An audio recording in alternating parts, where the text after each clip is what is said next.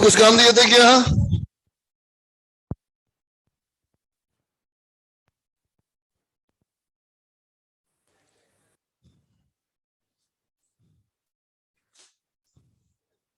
बोलो।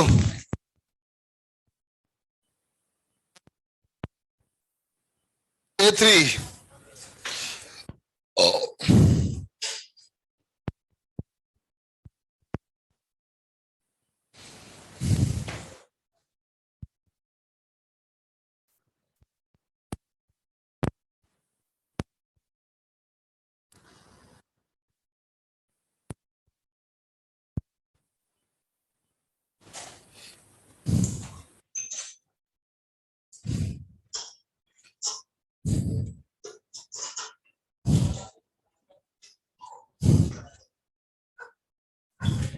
अबे क्या क्या आवाज आ रहा है?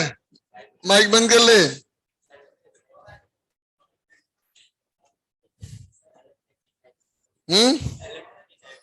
अलग लेवल पे लोग चाह का नहीं।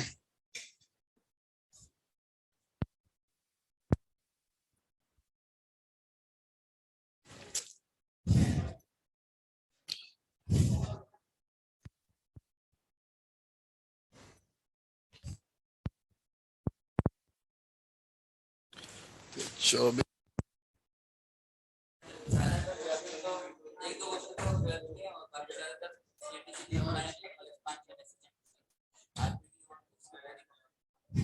सही बात।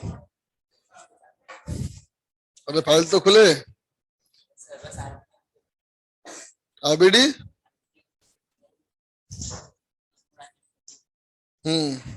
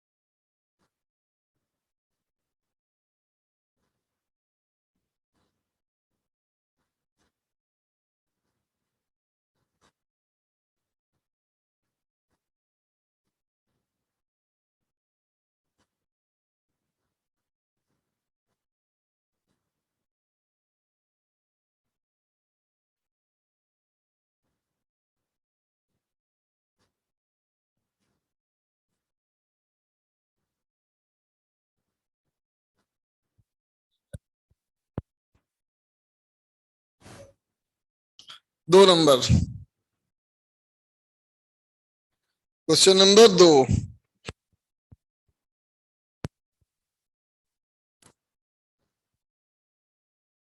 Given system is displaced by distance A and release. ठीक है बेटा। सिस्टम को ए से खिसकाया और छोड़ दिया। Both the blocks move together without letting slipping the whole process. The magnitude of friction force between them at time t is। देखना बेटा।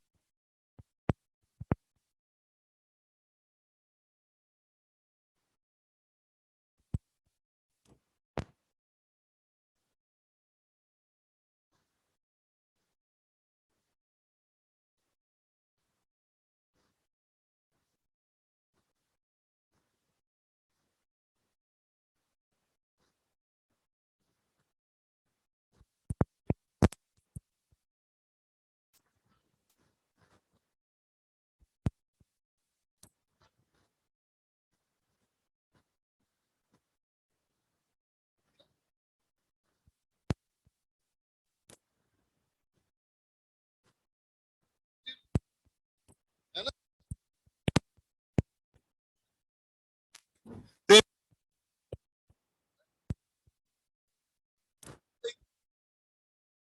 Equal to A sine omega T plus pi by 2 है ना बेटा, बोलो।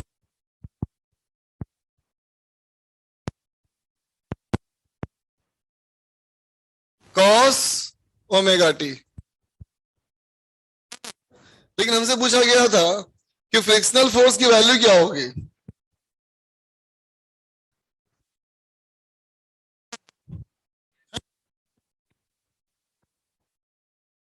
Axle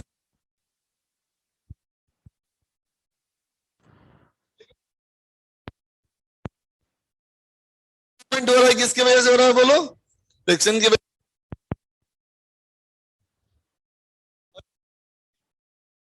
ये क्या है, mass into acceleration. तो is equal to, simple harmonic motion के लिए ये तो नियम होता है ना बेटा, माइनस ओमेगा स्क्वायर एक्स।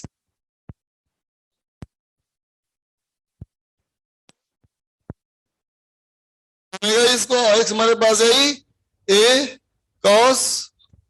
हाँ, ऑडियो वीडियो क्लियर है? जो घर बैठे हैं उनको एक बार यस और नो में बता दो। तुम्हें तो वैसे ही सब क्लियर ही रहता है। चलो ठीक है,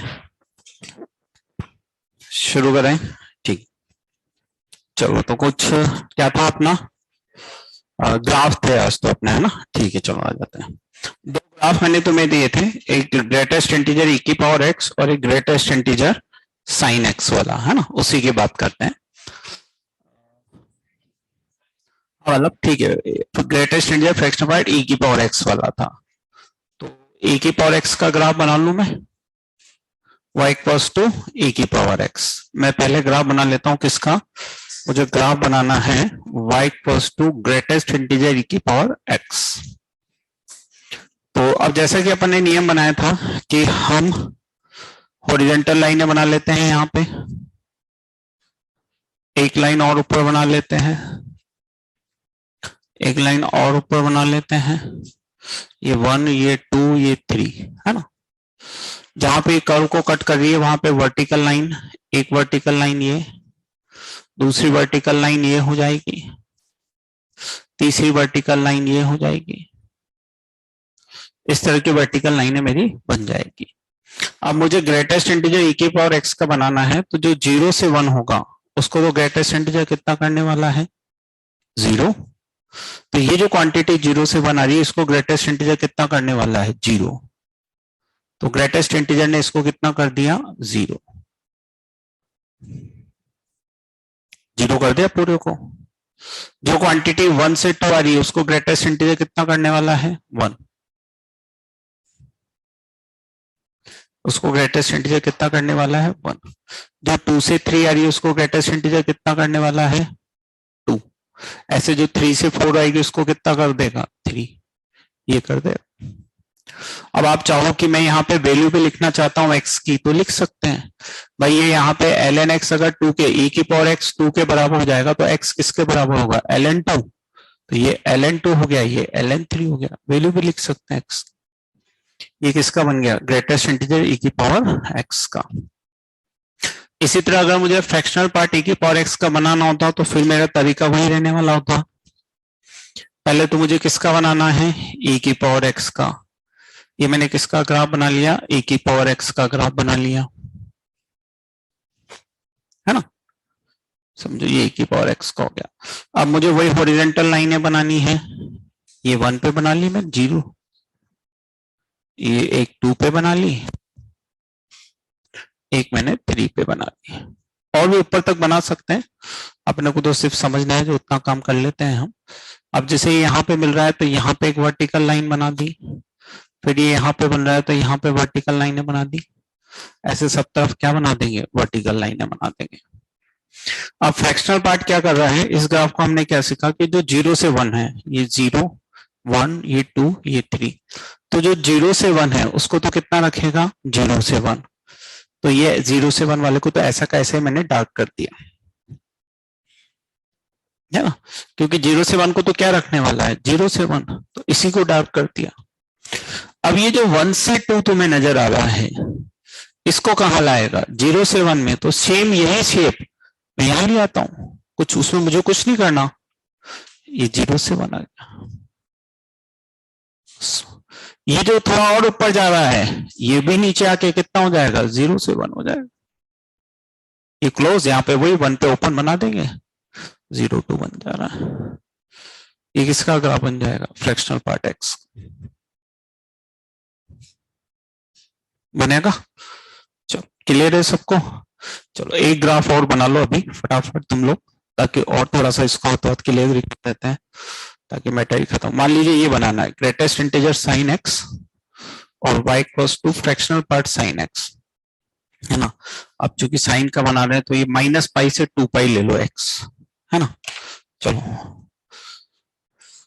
ये मैंने बनाया greatest integer sine x, fractional part sine X का बनाना है। x कहां से कहां तक जा रहा है, माइनस पाई से 2 पाई। ऊपर वाला e की पावर x वाला सबको क्लियर है जो यहाँ बैठे हैं, ठीक है। जो घर बैठे हैं उनको सबको क्लियर है ये ग्राफ जो मैंने ग्रेटेस्ट इंटीजर e की पावर x और फ्रैक्शनल पार्ट e की पावर x का बनाया।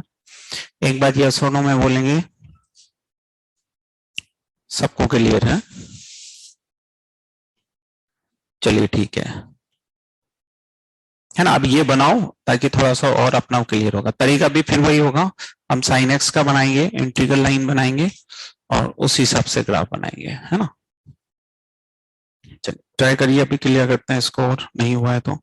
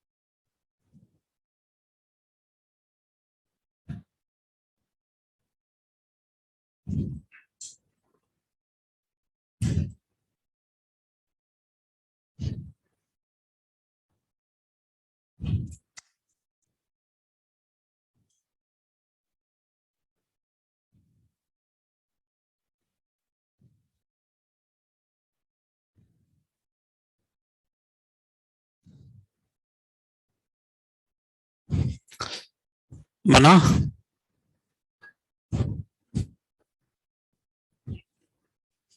हाँ देखते हैं क्या बनेगा। चलो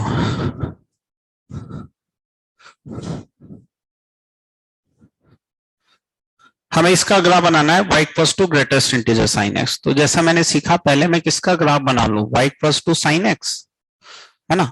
अब एक्चुअली साइन एक्स का ग्राफ मैं बनाऊंगा तो ये अपने को पता है कि साइन एक्स का ग्राफ तो -1 से 1 ही जाता है ना, और कहीं तो जाता ही नहीं है।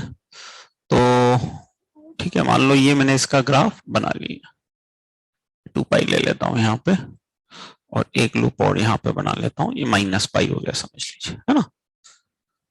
अब इसमें आप ऐसे समझे, इसमें और कोई हॉरिजॉन्टल लाइन तो बनेगी नहीं ना, क्योंकि ऊपर तो ग्राफ ही नहीं है। ऊपर लाइन बना भी लोगे तो कोई फायदा ही नहीं है। ऊपर ग्राफ है क्या, नहीं, ग्राफ तो सारा यहीं पे खत्म हो रहा है, 0, -1 और +1। ऊपर कहीं पे ग्राफ है नहीं है,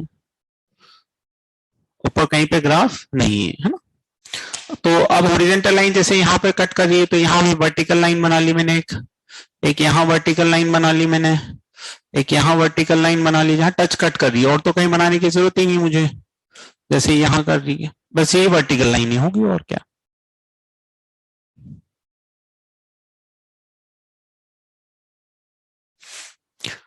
अब फिर समझिए कि ये 0 से 1 है, इसको ग्रेटेस्ट इंटीजर कितना करेगा, 0। तो ये यहां से यहां तक पूरा ही तो 0 से 1 है, तो इस पूरे को ही 0 से 1 को कितना करेगा, 0। बस केवल एक ही जगह दिक्कत आने वाली, कहां पे, यहाँ पे ओपन हो जाएगा क्योंकि एग्जैक्ट 1 पे कितना होगा 1, एग्जैक्ट 1 पे कितना रहेगा 1, बाकी तो सब जो 0 से 1 है उसको ग्रेटेस्ट इंटीजर कितना कर देगा 0। अब ये जो जितना भी -1 से 0 के बीच में है उसको ग्रेटेस्ट इंटीजर कितना करने वाला है -1। -1 से 0 के बीच में जो भी है उसको ग्रेटेस्ट इंटीजर कितना करने वाला है -1। यहां पे भी -1 का कितना रहने वाला है -1। इधर भी ये -1 है तो ये इधर भी कितना कर देगा, ये ग्राफ बन जाएगा बस इसका,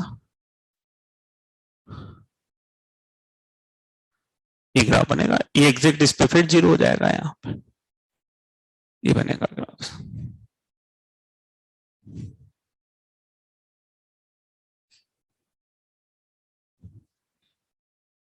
क्लियर है? ऊपर लाइनें बनेगी नहीं ना वो तो, अब ऊपर तक ग्राफ जाता तो मैं 2 पे लाइन, 3 पे लाइन, 4 पे लाइन बनाता, जा ही नहीं रहा ना, तो -1 से 1 ही जा रहा है, तो बस -1 वाली, 0 वाली, 1 वाली, तीन ही लाइनें बनेगी, -1 वाली, 0 वाली और 1 वाली।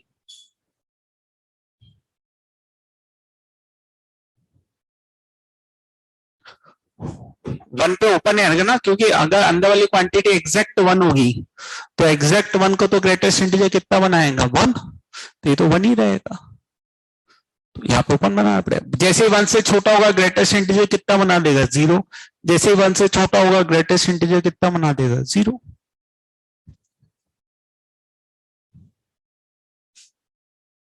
-पाई पे भी 0 आएगा, तभी तो देखो मैंने यहाँ पे ओपन बनाया है, यहाँ पे क्लोज बनाया है, क्योंकि एग्जैक्ट -पाई पे कितना रहेगा 0, तभी तो यहाँ क्लोज किया है, यहाँ ओपन किया है।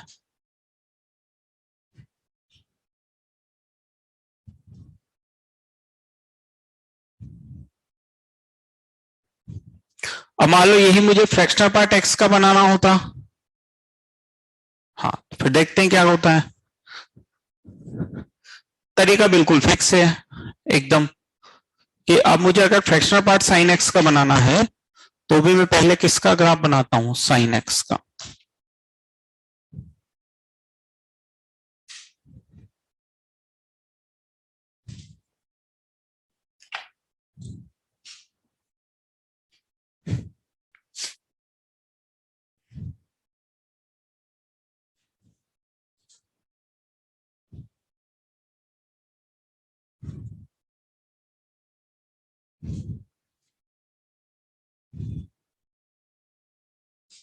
ये ग्राफ है समझो, है ना, ये मेरी हॉरिजॉन्टल लाइन है ही सही, 0 पे बना लेता हूं, है ना। वर्टिकल लाइन है जैसे भी मैं बनाना चाहूं, ये बना ली, ये बना ली, ये बना ली, है ना।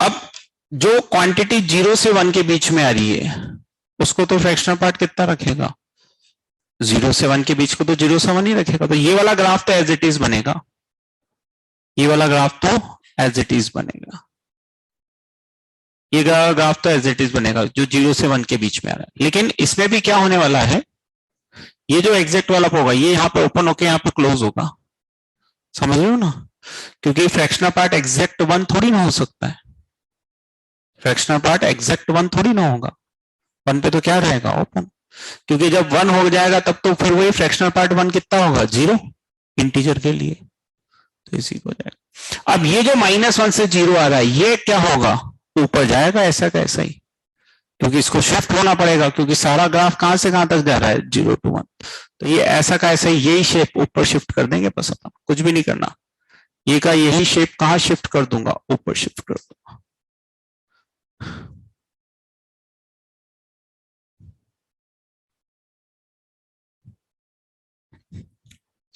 और यहां भी ये नेगेटिव वाला कहां शिफ्ट होगा ऊपर, यहां भी इसको ऊपर शिफ्ट कर दूंगा।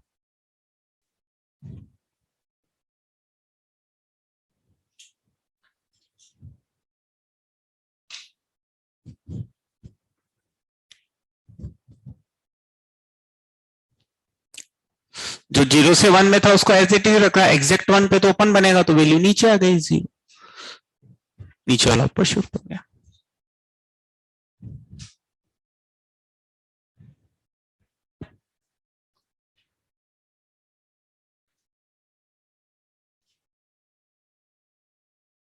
ठीक है,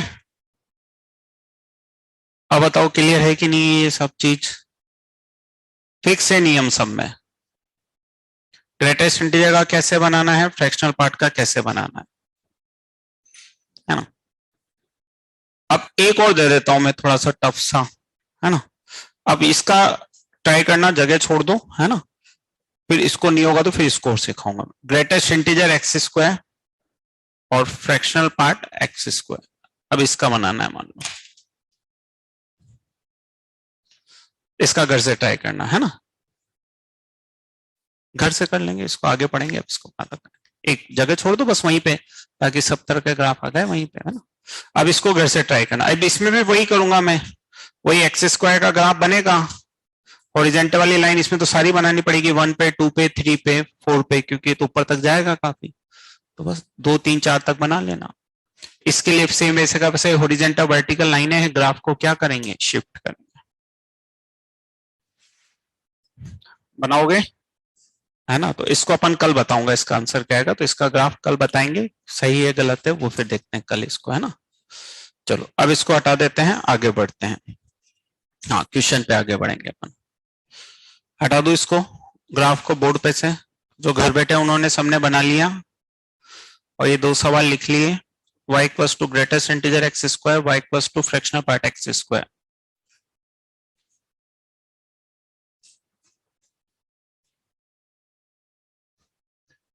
चलो अब हम सवालों को आगे बढ़ाएंगे। कल अपन ने उस पर थोड़े सीधे सीधे सवाल किए थे, आज थोड़े से हेवी सवाल उसमें करेंगे अपन, है ना। चलो अब मुझे बताओ कि अच्छा, एक तो वो सवाल भी था अपना जीपी और एपी और एचपी वाला, है ना, उसके आंसर पे आ जाते हैं। तो पहले बताओ एपी वाले का क्या आंसर आ रहा है, 0 और 3/2, है ना, ठीक है। तो एपी वाले का जो आंसर आ रहा है वो तो आ रहा है 0 और 3/2, और एचपी वाले का जो आंसर आ रहा है 1 + 1/√2 और 1 - 1/√2। 0 एचपी में थोड़ी ना होगा, जीपी में छुड़वाया तो फिर एचपी में लाओगे क्यों, कैसे काम चलेगा। क्या जी आ रहा है, अच्छा -1 + 1/√2, ठीक है। एक वैल्यू 1 ली होगी और एक वैल्यू -1 ली होगी, ठीक है। कहाँ पे, एक तो 1 + 1/√2 और एक -1 + 1/√2 है, क्या रही वैल्यू, ठीक है।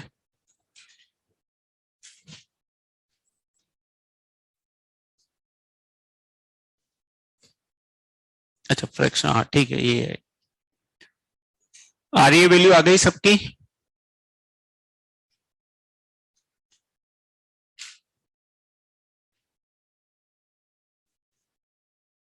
ठीक है।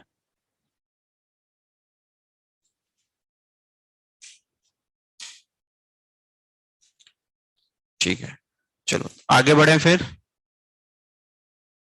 चलो अगला सवाल करते हैं, क्वेश्चन नंबर 10 पे आ जाते हैं अपन, है ना। 9 हो गया था अपना, क्वेश्चन नंबर 10 डाल के करते हैं।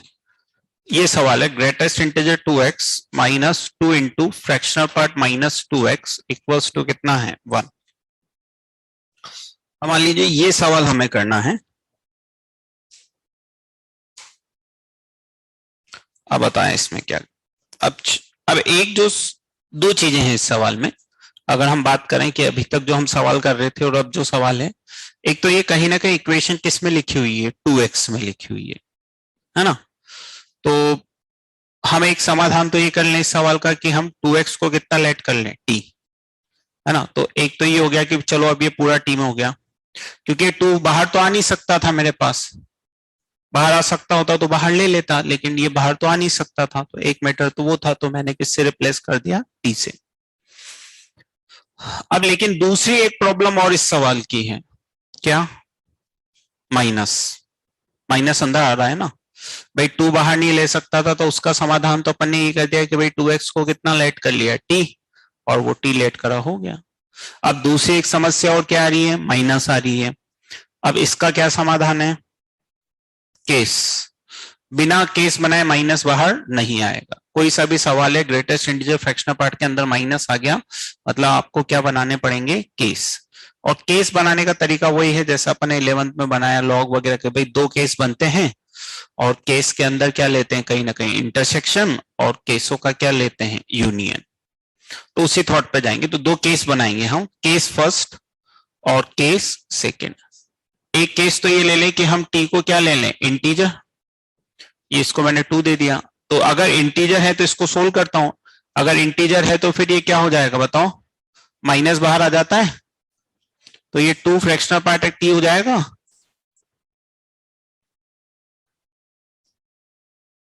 ये लिखा था ना, ये लिखा था। तो यहां से अगर हम देखें तो फ्रैक्शनल पार्ट टी किसके बराबर हो जाएगा, 1 minus greatest integer T upon 2। आई प्लस एफ में लिख लो, कोई दिक्कत नहीं उससे, भाई तुम्हें अगर तकलीफ लिख रही तो एफ, एफ बराबर कितना आ गया, 1 माइनस आई अपॉन 2। बताओ क्या वैल्यू रख सकता हूं, 0 रख लूं, 1 रख लूं, तो 1 रखूंगा तो कितनी आ जाएगी, हाफ, तो मतलब 1 रखूंगा तो 0 आ जाएगी, ठीक है। आई की वैल्यू कितनी रख सकता हूं मैं, 0, 0 रख लूंगा तो एफ कितना आ जाएगा, हाफ। आई की वैल्यू क्या रख सकता हूं, 1, तो एफ कितना आ जाएगा, 0। और तो कुछ नहीं रख सकता, और तो कुछ नहीं रख सकता।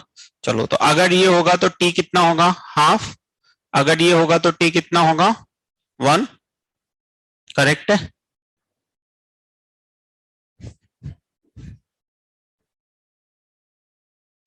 टी लिखा ना आई प्लस एफ की जगह।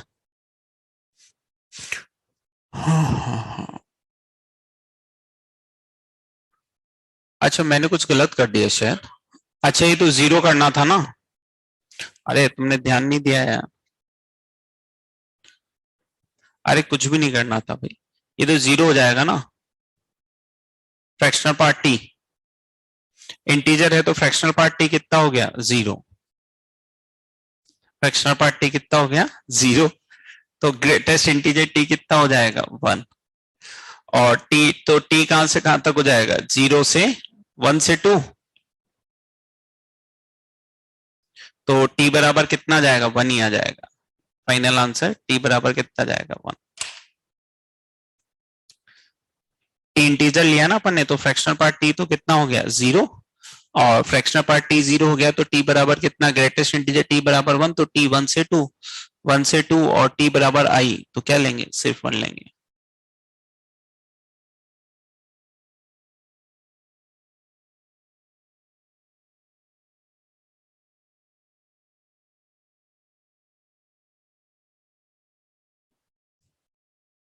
ठीक है, सेकेंड केस करें, तो सेकेंड केस में क्या हो जाएगा, अगर टी नॉट बिलोंग्स टू आई है तो इक्वेशन 1 से हम क्या लिख देंगे, ये ग्रेटेस्ट इंटीजर टी माइनस 2, इसको क्या लिखेंगे, 1 माइनस फ्रैक्शनल पार्ट टी,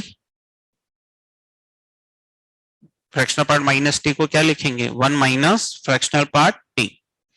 अब ठीक है, अब फ्रैक्शनल पार्ट को in terms of greatest integer ले आती, तो ग्रेटेस्ट इंटीजर -2 हो जाएगा ये, प्लस 2 फ्रैक्शनल पार्ट टी हो जाएगा, इक्वल्स टू कितना हो गया, 1। तो आपका क्या हो गया,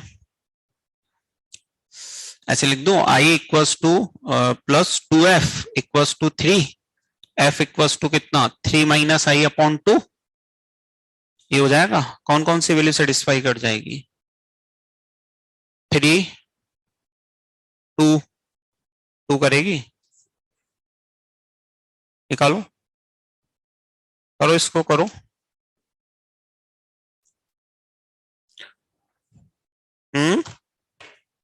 क्या होता है,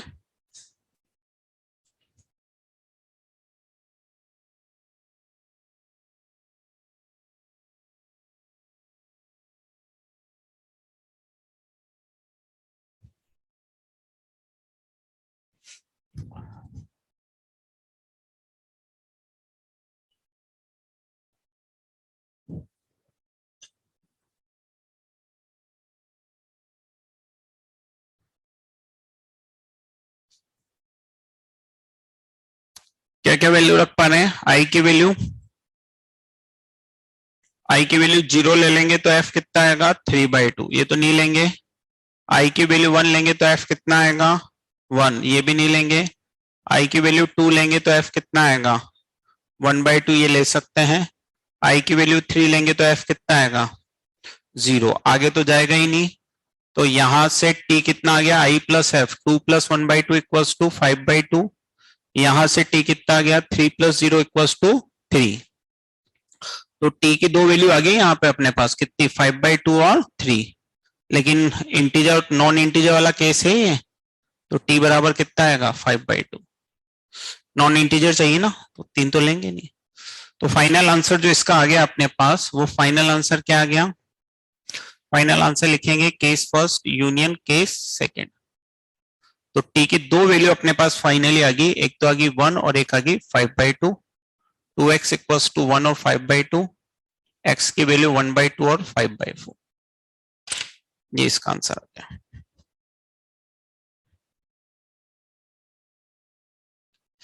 दोबारा एक बार बताता हूं क्या किया, कुछ बहुत ज्यादा नहीं किया। एक तो 2x समस्या थी, 2x की जगह टी पुट कर दिया। दूसरी समस्या थी इस सवाल में माइनस, तो माइनस बिना केस बनाए बाहर नहीं आता है, तो दो केस बना लिए, इंटीजर नॉन इंटीजर। अब इंटीजर है तो फ्रैक्शनल पार्ट 0, केस के अंदर हमेशा क्या लेते हैं इंटरसेक्शन। मतलब अगर मैं पूरा पूरा लिखूं, दिस इज, कुछ और लिख दूं, 5 लिख देता हूं चलो। तो ये 2 इंटरसेक्शन क्या लिया मैंने 5, तो यार फिर जब इंटीजर नहीं है तो इसको फ्रैक्शनल पार्ट को माइनस टी को कितना लिखेंगे 1 माइनस फ्रैक्शनल पार्ट टी। फिर वही फ्रैक्शनल पार्ट को in terms of greatest integer, value आ गई। केस के अंदर हमेशा क्या लेते हैं इंटरसेक्शन, फाइनल आंसर हुआ। केसों का क्या लेते हैं यूनियन, इकट्ठा करके लिख दिया। अब टी आया है, टी से फिर क्या निकाल लिया एक्स निकाल लिया, टी से क्या निकाल लिया एक्स निकाल लिया।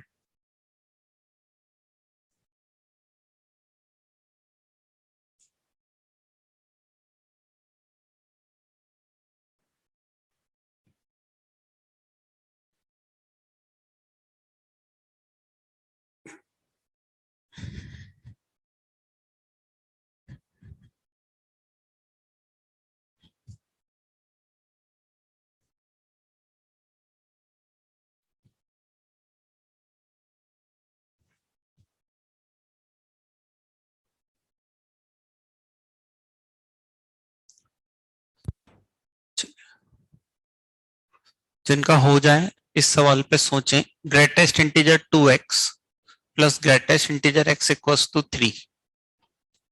Greatest integer 2x plus greatest integer x = 3। अगर हो गया हो तो इस सवाल पे सोचें। नेक्स्ट ये करेंगे, greatest integer 2x plus greatest integer x = 3। अच्छा, क्वेश्चन नंबर 10 के बारे में बताइए। 10 सबका हो गया, बोर्ड पे से हटा दूं।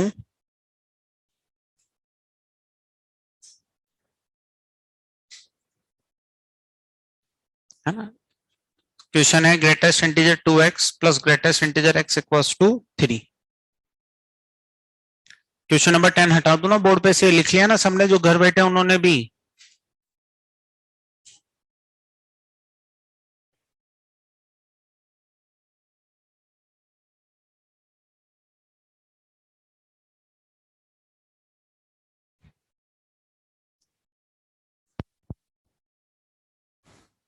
चलो अब बताएं सवाल की समस्या क्या है पहले तो।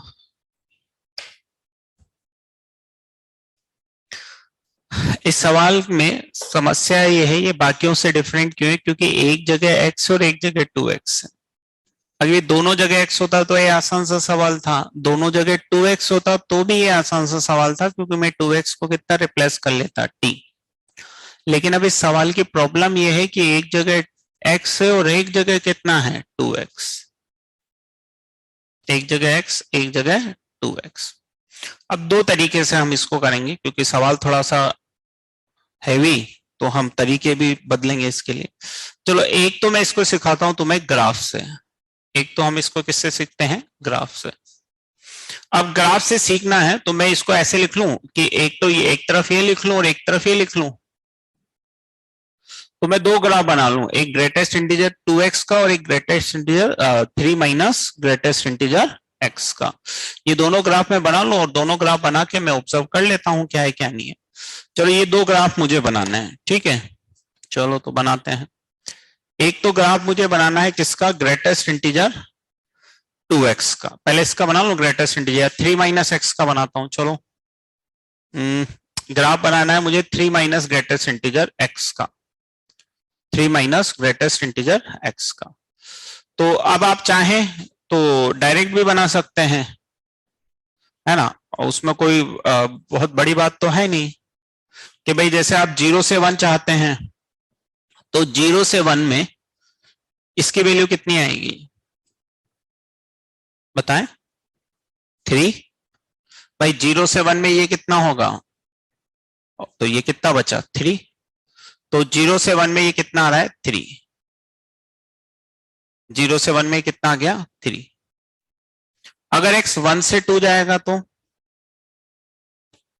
इसकी फाइनल वैल्यू 2, इसकी फाइनल वैल्यू कितनी आएगी 2। तो 1 से 2 जाएगा तो इसकी जो फाइनल वैल्यू आएगी वो 2 आएगी। 2 से 3 जाएगा तो 1, 2 से 3 जाएगा तो 1, है ना। और समझे, -1 से 0 जाएगा तो 4, -1 से 0 जाएगा तो 4। ये ब्लू कलर वाला हमने ग्राफ बना लिया, y equals to 3 minus greatest integer x।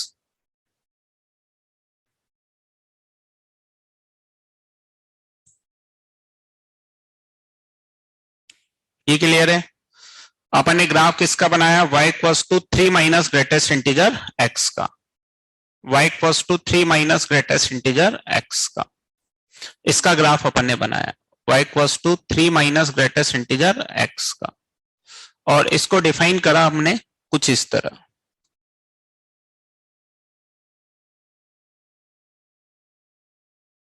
अब मुझे एक ग्राफ किसका बनाना है, y equals to greatest integer 2x का।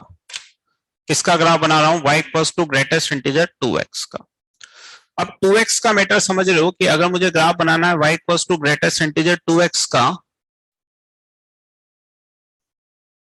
मुझे ग्राफ किसका बनाना है, y equals to greatest integer 2x का। तो अब ये इंटरवल हाफ हाफ होगा, यहां से ये चीज समझ में आती है, क्योंकि आप समझो x अगर 0 से हाफ जाएगा तो ग्रेटेस्ट इंटीजर 2x कितना होगा 0, तो ये 0 वाली लाइन बनेगी। 0 से हाफ में कौन सी लाइन बनेगी, 0 वाली। हाफ से 1 जाएगा तो कौन सी लाइन बनेगी, 1 वाली। हाफ से 1 जाएगा तो कौन सी लाइन बनेगी, 1 वाली।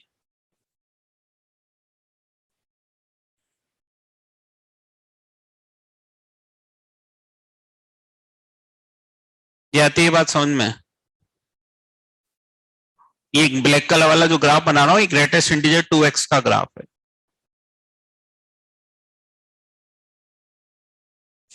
भाई देखो, अपने को अपने अभी मैं लिख चाहूं तो इसको डिफाइन भी कर सकता हूं भाई, इसको डिफाइन, ये पर इतना लिखने की जरूरत नहीं पड़नी चाहिए ना भाई। अगर मैं कहूंगा कि भाई ये कहां से कहां तक जा रहा है, अब ये आप जितना खुद से ऑब्जर्व कर पाएंगे उतना, देखो सेलेक्ट होना है तो हमें थोड़ा सा एक्टिव और अपने दिमाग को ऐसा बनाना पड़ेगा कि हर चीज लिखनी ना पड़े। मैं हर चीज लिख दूंगा, बट अगर हम वाकई में चाहते हैं तो हमें एफर्ट्स एक्स्ट्रा लगाने पड़ेंगे।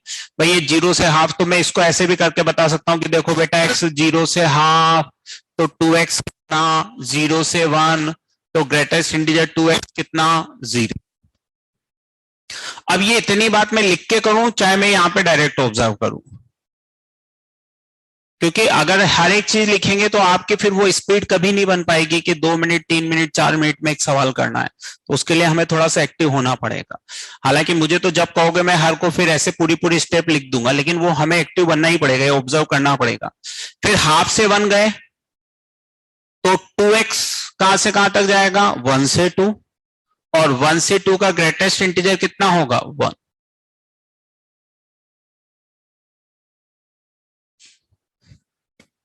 लिखना नहीं।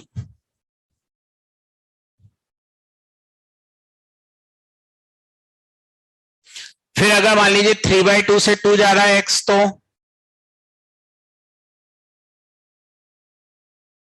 3, तो ये बना दिया 3, 3/2 से 2 हो गया।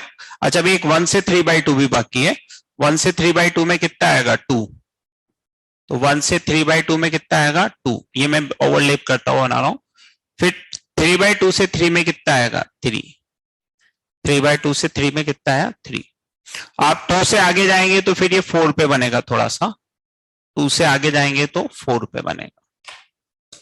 ये ब्लैक वाला जो ग्राफ बन रहा है कहीं ना कहीं ये किसका ग्राफ बन रहा है, ग्रेटेस्ट इंटीजर 2x का। ब्लैक वाला जो ग्राफ बन रहा है ये किसका बन रहा है, ग्रेटेस्ट इंटीजर 2x का। अब इन दोनों ग्राफ में अगर किसी को कोई तकलीफ हो तो बोले। लिखेंगे अगर अपन उस बीच के सेगमेंट को तो वो ऑटोमेटिकली नजर आएगा, लेकिन अपने को वो बिना लिखे ही करना है ना।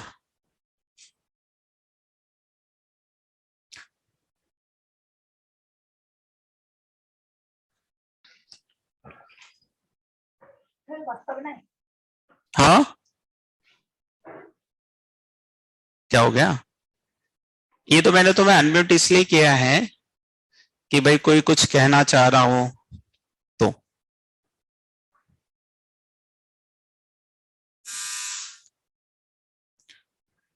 तो ये क्लियर है ना जो मैंने दोनों ग्राफ बनाए, ब्लू वाला और ब्लैक वाला। यस है ना।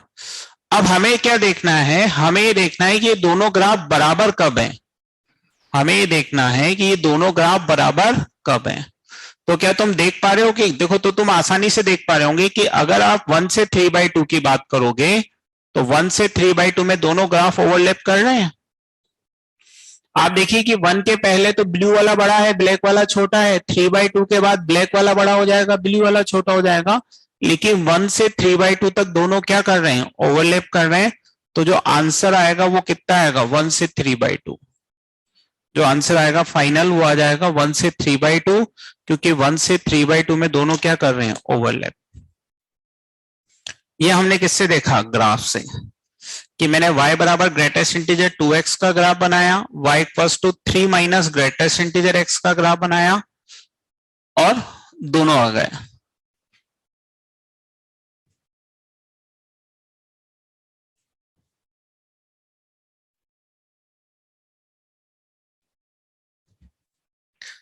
अब एक और तरीके से हम इसको डिस्कस करेंगे, मेथड सेकेंड। ये तो मैंने इसको टोटली ग्राफिकली किया, अब मैं विदाउट ग्राफिकली मतलब इसको टोटली मैथमेटिकली करने जा रहा हूं। चले चलो अब इधर ध्यान दो। अब दूसरा एक तरीका मेरे पास ये है कि जैसे इस तरह की कोई इक्वेशन है तो x 2x है, तो छोटे वाले x को मैंने कितना लेट कर लिया, i प्लस एफ कर लिया। कितना लेट कर लिया, i प्लस एफ। अब i प्लस एफ लेट कर लिया तो ये 2i प्लस 2f हो गया।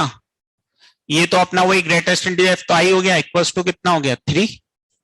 x की जगह छोटे वाले x को i प्लस एफ ले लिया और क्या है, तो ये आ गया। तो अब ये 2i तो बाहर आ जाएगा, ये ग्रेटेस्ट इंटीजर 2f है, i है 3 है, तो भाई ये कितना आ गया बेटा 3i plus greatest integer 2f equals to 3। ये इक्वेशन आ गई आपकी, 3i plus greatest integer 2f equals to 3।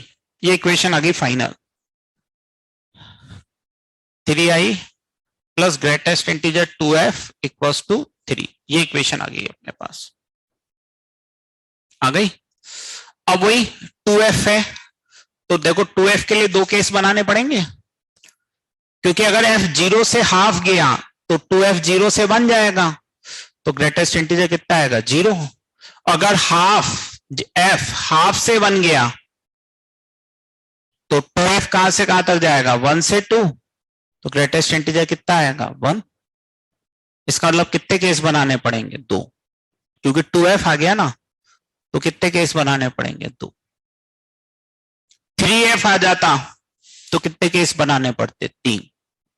जैसे 2f में 2 केस बनाने पड़ रहे हैं। केस फर्स्ट कि f कहां से कहां तक जा रहा है, 0 से हाफ। केस सेकंड, f कहां से कहां तक जाएगा, हाफ से 1। अगर मान लीजिए 3f आ जाता तो 3 केस बनते, कौन कौन से, 0 से 1/3, 1/3 से 2/3 और 2/3 से 1। यस और नो, अगर 3f आ जाता तो कितने केस बनाने पड़ते? 3, क्योंकि फिर 3 टुकड़े हो जाते, 0 से 1/3, 1/3 से 2/3 और 2/3 से 1। अब वही केस के अंदर सोल्व करेंगे। मान लीजिए इसको 2 दे दिया, इक्वेशन 1 से आओ। अगर f 0 से हाफ है तो 2f 0 से 1 जाएगा, तो इसकी वैल्यू कितनी होने वाली है बेटा? 0। तो i बराबर कितना आ गया? 1। i बराबर 1 आ गया ना। तो x कितना होता है बेटा? i plus F. तो समझो i 1 आ गया, तो i प्लस एफ कितना लिख सकता हूं मैं? i प्लस एफ ये कहां से कहां तक जाएगा? 1 प्लस 0 से लेके 1 प्लस हाफ। तो x मेरा कहां से कहां तक आ गया? 1 से 3/2। और अगर इस केस में बात करोगे तो ये 3i प्लस ये तो कितना हो जाएगा? 1 बराबर 3, तो i के बराबर आएगा 2/3। ये तो हो ही नहीं सकता, ये तो केस ही रिजेक्ट हो जाएगा। तो फाइनल आंसर कितना आ गया? 1 से 3/2।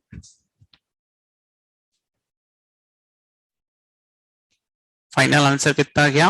1 से 3/2।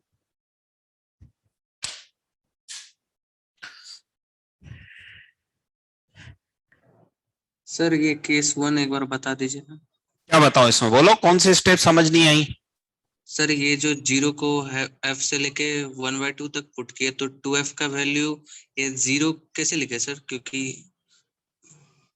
सर ये बात नहीं समझ में आई थोड़ी। f 0 से हाफ है तो 2f कहां से कहां तक जाएगा? अगर ये समझ में आता होगा तो वो समझ में आएगा। 2f कहां से कहां तक जाएगा? 0 से 1 से। 0 से 1। और ये क्या लिखा हुआ है? ओ ग्रेट, ये सर समझ। 0 से 1 का क्या लिखा हुआ है? Greatest integer. देखो स्टेप ज्यादा तो मैं कर सकता हूं, है ना, स्टेप ज्यादा करना कोई बड़ा मैटर नहीं है ना, लेकिन हमें कम स्टेप में करना सीखना है। नो सर, वो मुझे लगा ब्रैकेट ग्रेट। हाँ नहीं, मतलब मैं वही समझाने की कोशिश कर रहा हूँ, है ना। तो एक्चुअली क्या है कि हम जिस एग्जाम, देखो मैं तुम्हें बहुत पुचकार के पढ़ाता जाऊं और एक लाइन को 4 लाइन में लिखता जाऊं तो मैं सब समझ में आएगा, लेकिन वो सिलेक्शन नहीं हो पाएगा उससे, है ना। सिलेक्शन के लिए तो हमें क्या करना पड़ेगा, मतलब थोड़ा एक्टिव होना पड़ेगा, और वो एक्टिवनेस हमारी कैलकुलेशन में भी दिखनी चाहिए, हमारे क्वेश्चन सोल्व करने के तरीके में भी दिखनी चाहिए, हर चीज में वो एक्टिवनेस दिखनी चाहिए, हमारे लिखने की स्पीड में भी वो एक्टिवनेस होनी चाहिए।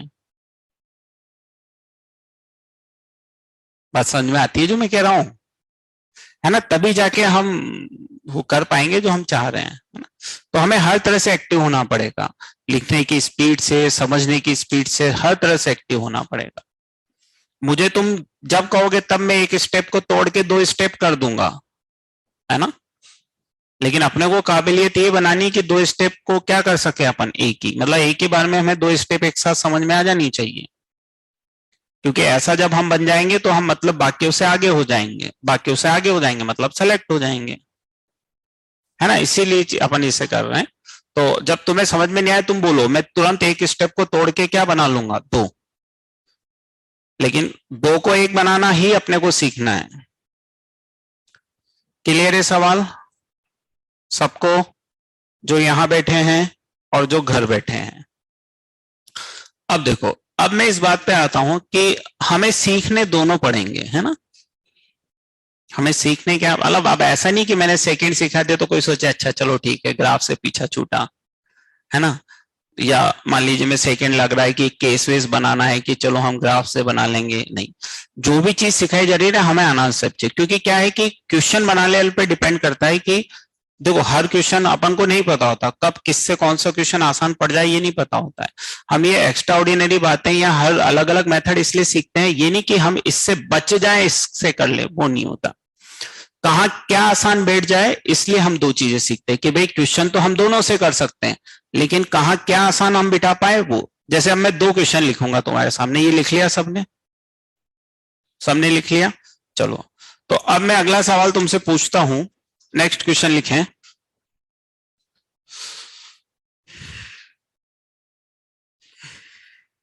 क्वेश्चन लिख रहे हैं, find solution of inequality, find solution of inequality greatest integer 2x is less than 3 minus greatest integer x। मान लो सवाल होता मेरा ये, find solution of inequality greatest integer 2x is less than 3 minus greatest integer x. तो अब मान लो जैसे ये इनइक्वालिटी का सवाल होता तो कहीं ना कहीं मेथड सेकंड से कर सकते थे हम, लेकिन मेथड सेकंड इसको थोड़ा सा कॉम्प्लिकेटेड बनाता। मेथड सेकंड इसको क्या बनाता, थोड़ा सा कॉम्प्लिकेटेड बनाता। लेकिन अगर मेथड फर्स्ट से मैं इसको लिखूंगा तो फिर मुझे इसमें और कुछ मेहनत करने की जरूरत ही नहीं है, मेरे पास सॉल्यूशन तैयार है। अब की बार मुझे ये 3 माइनस ग्रेटेस्ट इंटीजर एक्स क्या चाहिए, बड़ा, मतलब ये ब्लू वाला काम मुझे क्या चाहिए, बड़ा। तो तुम देख सकते हो कि 1 के पहले ब्लू वाला ग्राफ ऊपर है, 1 के पहले ब्लू वाला ग्राफ ऊपर है। तो बस बिना कुछ एक्स्ट्रा मेहनत के मेरा आंसर आ गया minus infinite to 1। Minus infinite to 1 में 3 माइनस ग्रेटेस्ट इंटीजर एक्स बड़ा होगा और ग्रेटेस्ट इंटीजर 2x छोटा होगा।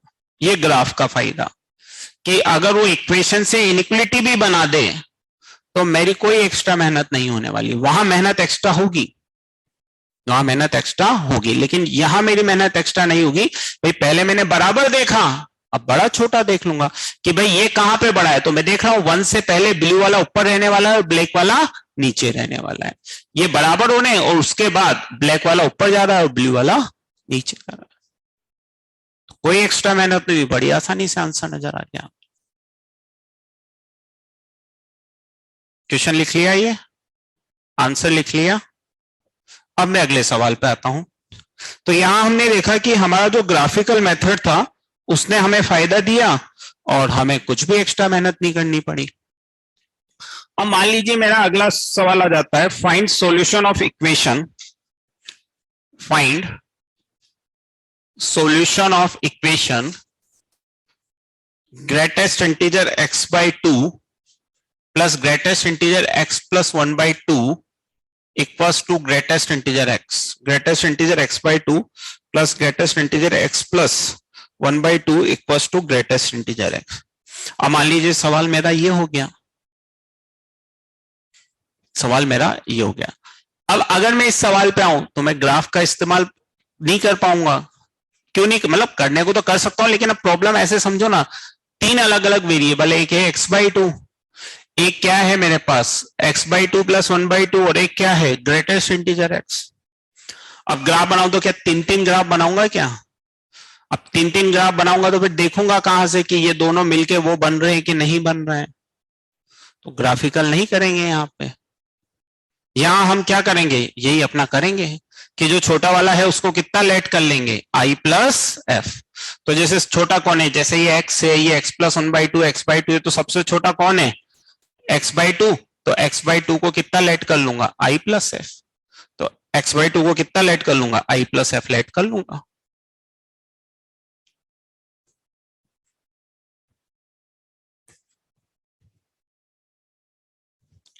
और x by 2 को i plus f लेट करूंगा तो इक्वेशन क्या बन जाएगी बताओ, इक्वेशन क्या बन जाएगी मेरी, i plus f, ठीक, प्लस ये कितना हो जाएगा, x by 2 को मैंने लिखा तो i plus f plus 1 by 2,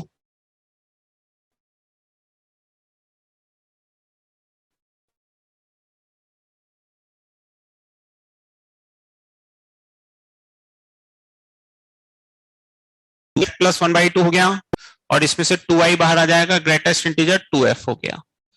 2i से 2i भी कैंसिल, वही दो केस बनने वाले हैं। f चूंकि 2f वाला मैटर है तो 0 से हाफ और हाफ से, पहले वाले में आई बाहर आया तो उसका f तो बचेगा ना। हाँ बात तो सही कह रहे हो यार, मैं तो भूल गया। अब क्या करूं, क्या, यस सर, अभी तो कहा मुझे तुम्हें क्या बनाना है, टैलेंटेड बनाना है, एक्टिव बनाना है। ऑब्वियसली ग्रेटेस्ट इंटीजर f तो 0 हो जाएगा ना, greatest integer f fractional part है ना, उसका तो 0 हो गया ना।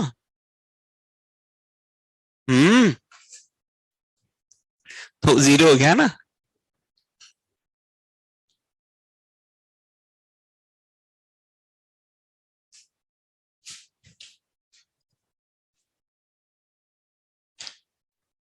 चलो आगे सोचो, तुम्हारे लिए छोड़ा है मैंने केस तक तो बना दिया, अब इस केस के हिसाब से क्या सॉल्यूशन आना चाहिए वो तुम्हें ऑब्जर्व करना है, करो।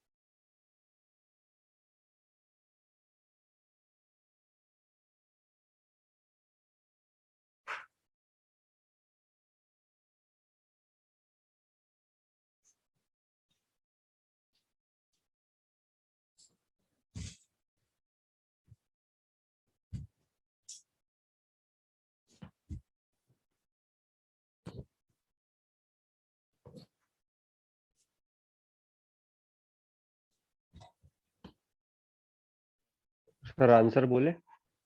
आंसर तुम बोलो, हाँ बोलो, बिल्कुल बोलो। सर x 1 से 2।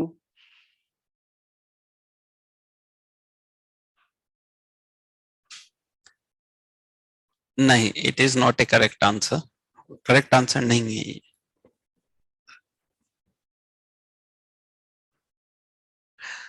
देखो, दिमाग लगाने की गुंजाइश हर जगह रहेगी, है ना। 0 से 2। हम्म 0 हाँ, से 2। श्लोक का आंसर सही है मेरे ख्याल से।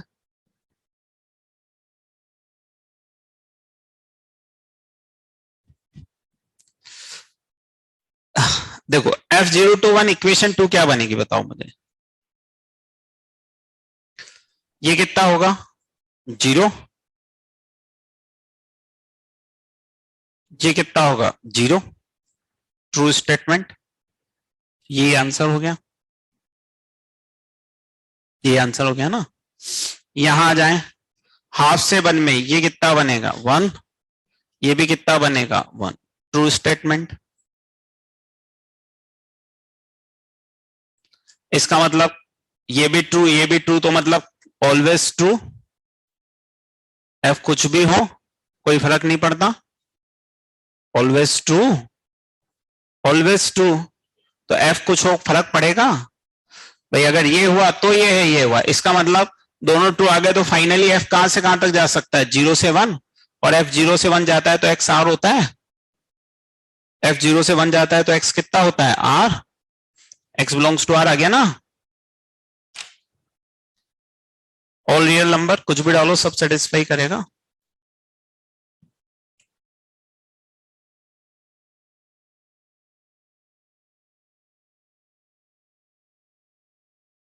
आ गया ना।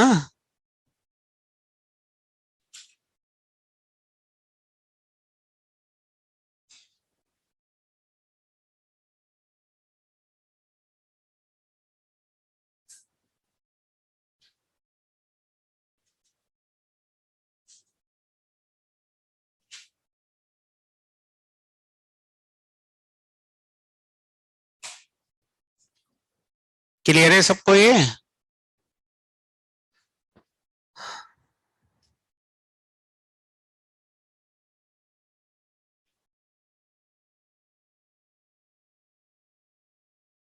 हटा दो बोर्ड पे से सब। चलो, हाँ बोलो, कौन सी, ये 0 बराबर 0। एफ 0 से 1 है तो कोई क्वांटिटी 0 से, अगर ये नहीं आई तो कोई बात नहीं, है ना। मैंने कहा ना, स्टेप हम कभी भी बढ़ा सकते हैं, हमारे पास ऑप्शन है। यहाँ बीच में एक स्टेप को देखें, अगर एफ 0 से 1 है तो f प्लस हाफ कहां से कहां तक जाएगा? 1 से 3/2, सॉरी 0 से हाफ है, हमने कितना जोड़ दिया? हाफ। तो हाफ से लेके 1, और हाफ से 1 का ग्रेटेस्ट इंटीजर कितना होगा? 0। इसी तरह अगर मैं कह रहा हूं कि f 0 से हाफ है, तो 2f कहां से कहां तक जाएगा? 0 से 1, 0 से 1 का ग्रेटेस्ट इंटीजर कितना होगा? 0। यह बढ़ा हम कभी भी सकते हैं, हमारे पास ऑप्शन है स्टेप बढ़ाने का, लेकिन हम ये चीज हमने लिख के नहीं, हमने यही से ऑब्जर्व की कि भाई ये 0 से हाफ है, तो f प्लस कहां से कहां तक गया? हाफ से 1, हाफ से 1 का ग्रेटेस्ट इंटीजर 0।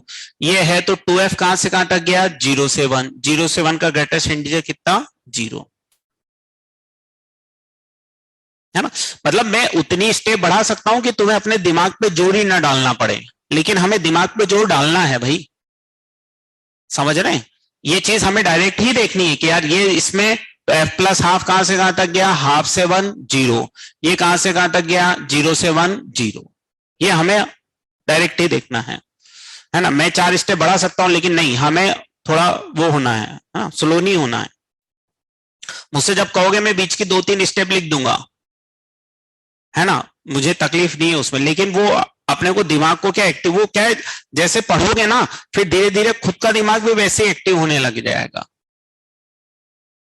और अगर मैं ऐसे ही करता जाऊंगा 1 1 1 1 1 5, तो वो समझ में तो सब आएगा कि अच्छा 1 1 स्टेप, लेकिन फिर वो दिमाग का डेवलपमेंट नहीं होगा ना, वो तभी होगा कि जब थोड़ा सा करेंगे अपन। ठीक, हटा दो ये सब बोर्ड पे से। अब चलें, एक रिजल्ट भी हम याद रख सकते हैं, एक रिजल्ट भी हम याद रख सकते हैं। और वो रिजल्ट हम क्या याद रख सकते हैं? एक रिजल्ट हम याद रख सकते हैं ये कि greatest integer x plus 0/n, n है ना, plus greatest integer x plus 1/n, plus greatest integer x plus 2/n, plus greatest integer, या ये ऐसे ही चलते जा रहा है, greatest integer x plus n minus 1/n equals to कितना होता है? Greatest integer x। x कोई भी नेचुरल नंबर है, x कोई भी नेचुरल नंबर है, ये इसी का जनरलाइज है, ये इसी का जनरलाइज है, इसी का क्या है? जनरलाइज पार्ट यही है। n की जगह कितना ले लिया? 2, तो greatest integer x/2, greatest integer x plus 1/2 equals to कितना हो गया? Greatest integer x। और इसी को थोड़ा सा और इंटरेस्टिंग बना के लिखें, रिजल्ट यही है, थोड़ा सा इंटरेस्टिंग बना के लिखें तो इसको ऐसे भी लिख सकते हैं, greatest integer x plus greatest integer x plus 1/n plus greatest integer x plus 2/n plus greatest integer x plus 3/n up to greatest integer x plus n minus 1/n equals to greatest integer nx equals to greatest integer. ये बड़ी एक ही चीज है,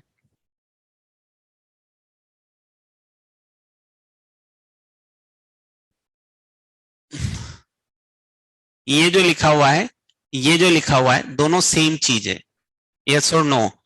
नहीं समझ में आई, वो same कैसे है? x/n मतलब? नहीं नहीं, वो तो मैं समझा ही दूंगा, एक स्टेप ज्यादा लिखूंगा, है ना, वो कोई दिक्कत नहीं। मैं तो तुमसे कह रहा हूं, तुम्हें समझ में नहीं है। मैं कह रहा हूं कि जो ऊपर लिखा है वो नीचे लिखा है, वो सेम चीज है बेटा।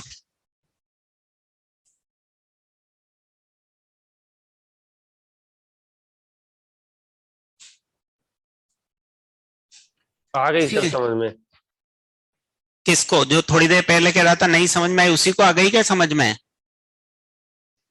या ये कोई और बोला है? अरे बोलो तो सही, कहाँ चले गए?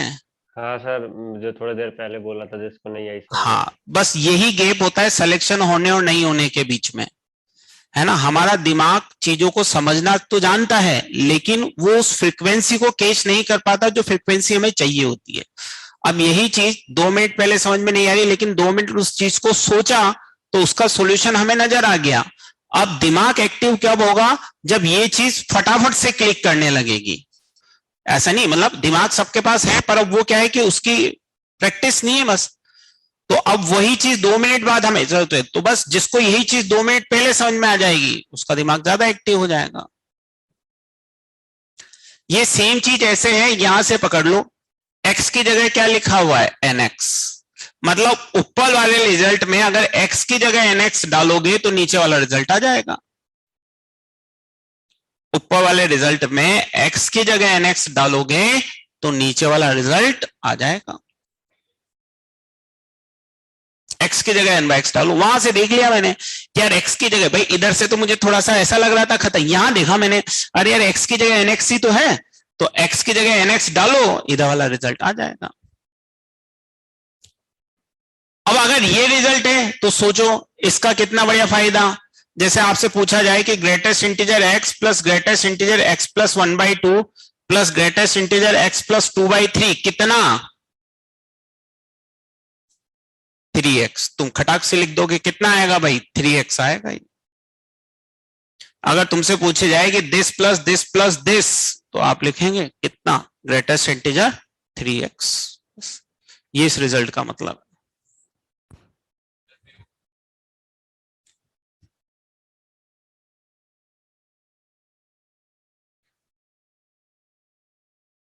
अच्छा मैंने यहां पे 1/3 लिख दिया, ठीक है सही है।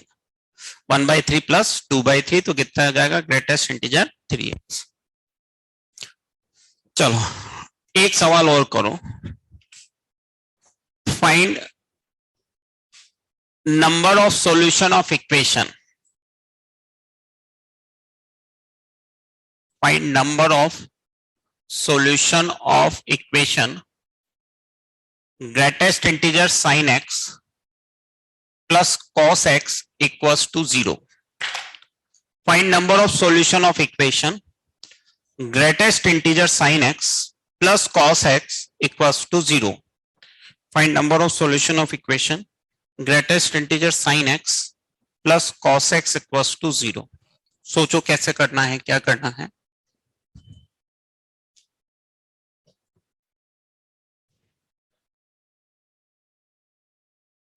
नहीं कर लो ना सॉल्यूशन, कर लो, कॉपी पेन है। इतनी जल्दी क्यों करते हो यार, फिर वही बात, कॉपी पेन है ना बेटा, सोल्व कर लो, ऐसे क्या करते हो।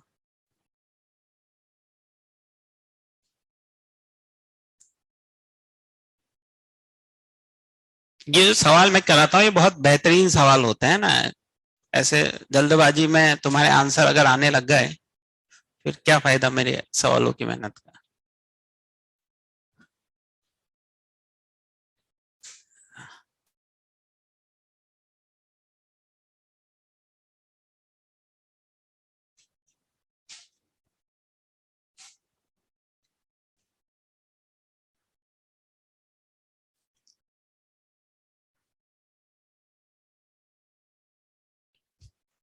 आंसर दे।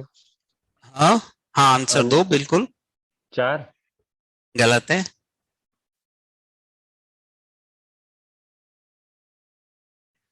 एक थॉट जो अपने दिमाग में हम रखें हमेशा कि कहीं पे लिखा हुआ है नंबर ऑफ सॉल्यूशन, मतलब कहीं ना कहीं ग्राफ। नंबर ऑफ सॉल्यूशन मतलब वो सॉल्यूशन क्या आएंगे ये नहीं पूछ रहा, वो क्या पूछ रहा है, कितने आएंगे। और कितने आएंगे इसका मतलब कहीं ना कहीं हमें जो पॉसिबिलिटी है वो क्या है, ग्राफ। और ग्राफ में दो चीजों का बनाना जानता हूं, ग्रेटेस्ट इंटीजर साइन एक्स अभी मैंने बनाना सिखाया आपको, और ऑब्वियसली माइनस कॉस एक्स का ग्राफ बनाना आप जानते होंगे। अब कुछ ना बोलें, दोनों के ग्राफ बनाएं, फिर उसके बाद जो भी बोलना है वो बोलें, है ना। अब थोड़ा सा 2 ग्राफ बनाने हैं आपको और बस काम हो जाएगा।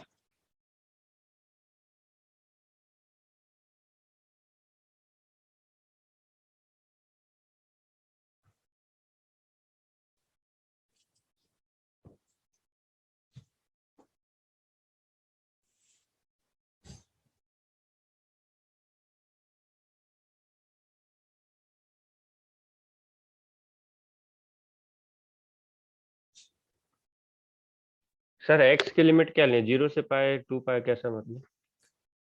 कुछ भी ले लो। मिनिमम 0 से 2 पाई तो लेनी ही चाहिए, क्योंकि उसके बाद तो वैल्यू रिपीट होती है। 1 से 3 0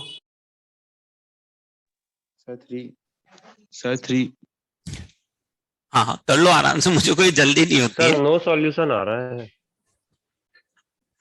ना। मैंने कहा ना, पढ़ाते वक्त मुझे कोई जल्दी नहीं होती है। मेन टारगेट है हमारा कि तुम कुछ सीख जाओ, है ना, यही मेन टारगेट है, कुछ सीख जाए हम। और मैं कई बार ये कहता हूं कि सिलेक्शन के लिए सिर्फ क्या आना जरूरी है, आसान। ये आसान है जो लिखा हुआ है अभी बोर्ड पे, इसके बाद जो लिखूंगा वो टफ होगा, वो सिलेक्शन के लिए आना जरूरी नहीं है। लेकिन ये जो बोर्ड पे लिखा है वो क्या है, आसान। और ये सिलेक्शन, अब ये आसान क्यों है, क्योंकि cos x का ग्राफ बनाते बनाते पूरा साल हो गया, और ग्रेटेस्ट इंटीजर sin x का ग्राफ अभी ताजा ताजा बनाया है अपन ने, है ना, इसलिए आसान है। इसका कोई सॉल्यूशन नहीं आएगा, इसका कोई सॉल्यूशन नहीं आएगा। सर मैंने यही बोला था हाँ अभी। बिल्कुल। दो ग्राफ हमें बनाने हैं, एक बनाना है ग्रेटेस्ट इंटीजर sin x और एक बनाना है माइनस cos x। तो ग्रेटेस्ट इंटीजर sin x की अगर मैं बात करूं तो वही, ये 0 ले लेता हूं, ये पाई ले लेता हूं, ये 2 पाई ले लेता हूं, ये इधर माइनस पाई ले लेता हूं, माइनस 2 पाई, जितना भी लेना चाहूं मैं। तो 0 से पाई में अपने बनाया था, कितना बना था ये ग्रेटेस्ट इंटीजर साइन, ये ब्लैक कलर से ग्राफ बना रहा हूं मैं ग्रेटेस्ट इंटीजर साइन एक्स का, है ना। ये जो ब्लैक कलर वाला ग्राफ बनेगा ये बनेगा y equals to greatest integer sine X. तो 0 से पाई में क्या हो गया था, 0, ये बनाया था, और पाई बाई 2 पे अपन ने इसको ओपन कर दिया था, एग्जैक्ट पाई बाई 2 पे वैल्यू ऊपर बना ली थी। फिर पाई से 2 पाई में क्या बनाया था, -1। चेक कर लेना ये बनाया था कि नहीं बनाया था, ऐसे ही कुछ बनाया था। अच्छा, माइनस पाई से 0 में भी कितना बनाया था, -1। सही है।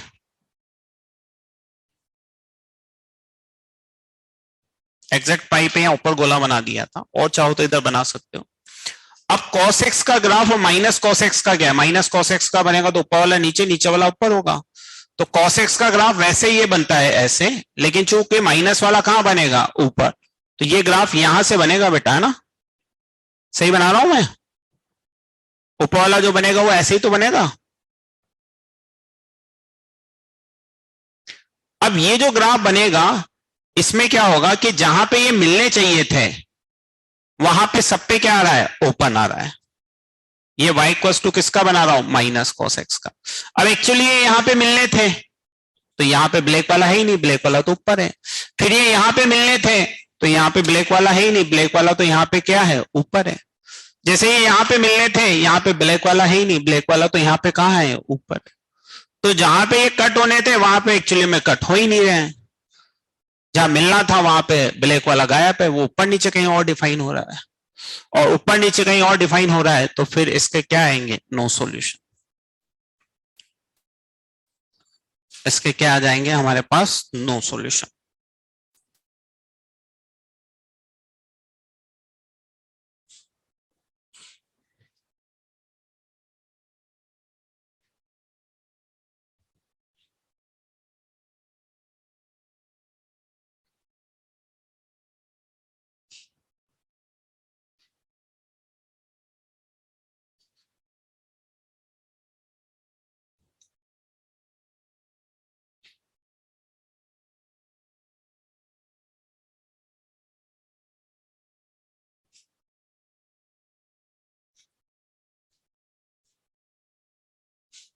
लिख लिया, हटा दो बोर्ड पे से सब। इसका फाइनल आंसर कितना है, नो सॉल्यूशन। फाइनल आंसर कितना है इसका, नो सॉल्यूशन। चलिए,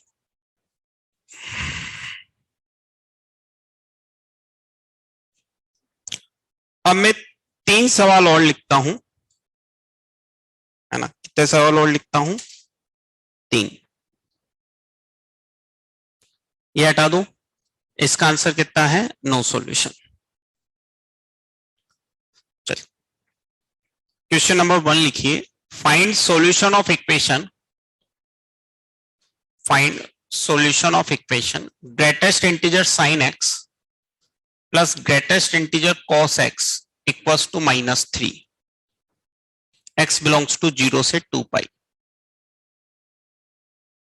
Find solution of equation this is question number 1. Question number 2,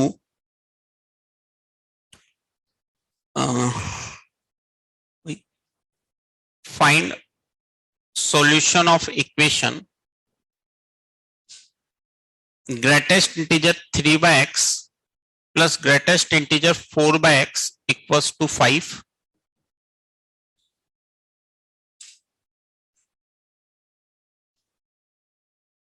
और क्वेश्चन नंबर 3 पे आते हैं, थोड़ा एक्स्ट्रा ऑर्डिनरी थॉट वाले सवाल हैं। Find number of solution of equation, find number of solution of equation greatest integer 2x plus 1 by 3 plus greatest integer 4x plus 5 by 6 equals to 3x minus 1 upon 2. Find number of solution of equation greatest integer 2x plus 1 by 3 plus greatest integer 4x plus 5 upon 6 equals to 3x minus 1 upon 2, 3 by x 4 by x equals to 5. ठीक है sir, पहले का no solution. अब ये कौन है ये talented बच्चा? बेटा ये कुछ लिखा हुआ है ऊपर, लिखा हुआ है क्या? ईओटी का मतलब होता है एक्स्ट्रा ऑर्डिनरी थॉट, और तुम अभी के भी आंसर दे रहे हो उसका यार। सर साइन एक्स और कोस एक्स का तो ग्रेटर इंटीजर 0 और 1 के बीच में ही हमेशा रहेगा ना, तो -3 तो कभी हो ही नहीं सकता। कोई बात नहीं बेटा,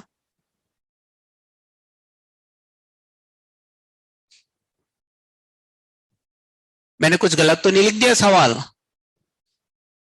शायद ग्रेटेस्ट इंटीजर के अंदर 2 sin x है। हाँ यार बच्चा सही कह रहा है। यस सर, वही तो। हाँ मैंने शायद कुछ गलत लिख दिया, 2 cos x है एक में। सर देख हम लोग को भी रहा था, लेकिन आपके हाँ टैलेंटेड हो ही गए तुम, सही कह रहे हो। 2 cos x है वहां पे, greatest integer sin x plus greatest integer 2 cos x है। तभी सोचो इतनी जल्दी आंसर कैसे आ गया भाई, है ना? अब टाइम लगेगा। Greatest integer sin x plus greatest integer 2 cos x equals to कितना है? -3। अब फिर मेरी बात पे ध्यान दे जो मैं कह रहा हूं, ये टफ सवाल है, ये हमें आए नहीं आए इससे हमारे सिलेक्शन पे कोई फर्क नहीं पड़ता है। ये टफ सवाल है, ये हमें आए या नहीं आए इससे हमारे सिलेक्शन पे कोई फर्क नहीं पड़ता है। ग्रेटेस्ट इंटीजर फ्रैक्शनल पार्ट हमें आता है, इसका मतलब क्वेश्चन नंबर 1 to 10 तक हमें आना चाहिए। ग्रेटेस्ट इंटीजर फ्रैक्शनल पार्ट हमें आता है, इसका मतलब क्वेश्चन नंबर 1 to 10 तक हमें आना चाहिए। अगर 1 to 10 तक हमें नहीं आता है इसका मतलब सिलेक्शन इफेक्टेड है। 1 से 10 तक हमें आता है इसका मतलब सिलेक्शन इफेक्टेड नहीं है। समझ लो, वो काम खत्म हो गया है ग्रेटेस्ट इंटीजर वाला। ऐसे में बना दो जैसे मैं हमेशा बनाता हूं, है ना? वो एक जो हमें सीखने समझने वाला काम था वो खत्म हो गया है ना? सीखने समझने वाला काम हमारा खत्म हो गया है ना? ये थोड़े से ज्यादा उनसे अपग्रेडेड सवाल है, लेकिन मेरी बात पे हमेशा ध्यान देना कि सिलेक्शन के लिए सिर्फ क्या आना जरूरी है? आसान।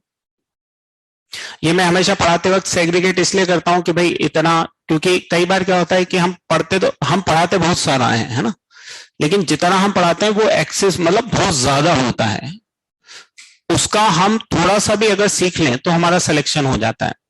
अब मैं ये बार बार इसलिए बात बोलता हूं क्योंकि जैसे मान लीजिए अब हम ये करा रहे हैं, ये काफी लेंदी सवाल है, उपटंग सवाल है ना, बहुत ज्यादा सोचना पड़ेगा। और बच्चे को लगता है अरे यार, अब वो क्या इन्हीं में लगा ही रहता है, ये नहीं भी आएंगे तो कोई फर्क नहीं पड़ेगा।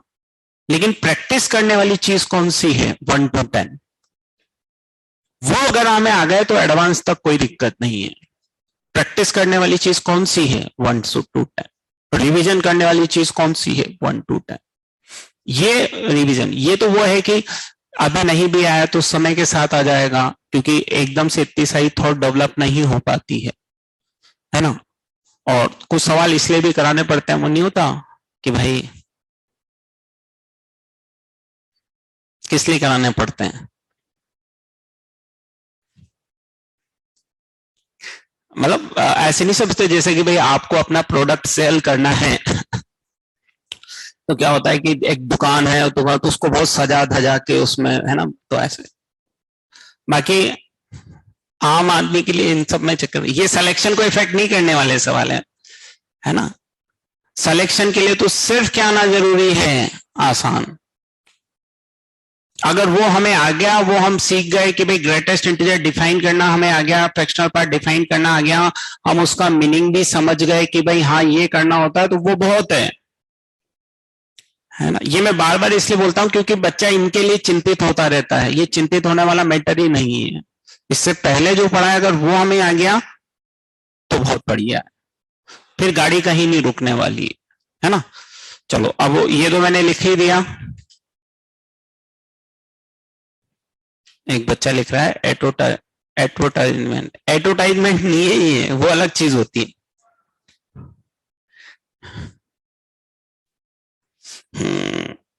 चलो होमवर्क में लिख लेते हैं, इन क्वेश्चनों पे तो सोचना विचार करना, होमवर्क में लिख ले क्या करके आना है। फंक्शन आईटीएफ की शीट में हम लेंगे होमवर्क।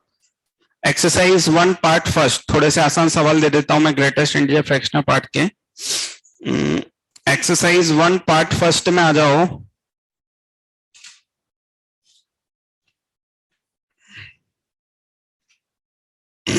एक्सरसाइज 1 पार्ट फर्स्ट में आ जाए, C1 C2 C3 है ना। होमवर्क में लिख रहे हैं अपन, ये तो है ही सही। शीट में हम लिख रहे हैं exercise 1 part first C1 C2 और C3। एक्सरसाइज 1 पार्ट फर्स्ट में C1 C2 C3 और पार्ट सेकंड में भी एक आध दो सवाल ले लेते हैं, एक तो शायद अपना करा हुआ ही, नहीं बस ये रख लो। चलो छोटे छोटे से सवाल हैं, ज्यादा नहीं लेते हैं, है ना, इनमें भी टाइम लगेगा। हाँ बस ये इसमें पार्ट है ना, तीन चार पार्ट हैं, तो वो ठीक है। तो शीट में एक्सरसाइज 1 पार्ट फर्स्ट में 3 सवाल है, C1 C2 और C3 वो करना है, इनको अटेम्प्ट करना है। ये तो बाद में करना, पहले ये अटेम्प्ट करना, ये जाते ही नहीं को करने लग जाओ, पूरा दिन इसी में निकाल दो तो भी नहीं है, पहले इसको जरूर कर लेना है ना। हाँ पता लगे पूरा दिन निकाल दिया उसी में, इसको कर लेना है ना। ये तो फिर ऐसा ही, ये इस तरह के सवाल तो तब अटेम्प्ट करने चाहिए, मान लो जैसे शाम को है 10-11 बज गए और ऐसे नींद सी नहीं आ रही है, तो जैसे लग रहा है कि यार नींद सी नहीं आ रही है, अब क्या करें यार, नींद नहीं आ रही है, नींद नहीं आ रही, तो इसको अटेम्प्ट करने लग जाना। थोड़ी देर में ऐसा लगेगा कि हाँ यार नींद सी आ रही है, चलो सोते हैं, सुबह देखेंगे, है ना। तो इसके लिए कि मतलब कुछ करने की जरूरत नहीं है, तो जैसे इसको अटेम्प्ट करने लगना, और जैसे अटेम्प्ट करोगे थोड़ी बहुत देर में लगेगा कि हाँ यार नींद सी आ रही है, अब सुबह कर लेंगे, चलो बहुत थकान सी महसूस हो रही है, तो इसको अटेम्प्ट कर ले। आखिरी वाले को तो ऐसा लगेगा कि अच्छा चलो यार थकान सी महसूस हो रही है, थोड़ी देर क्या कर लेते हैं, सो लेते हैं, तो उसके लिए चलो ठीक है। अब अगली क्लास में मिलते हैं, यहीं पे क्लोज करते हैं आज की मीटिंग, है ना।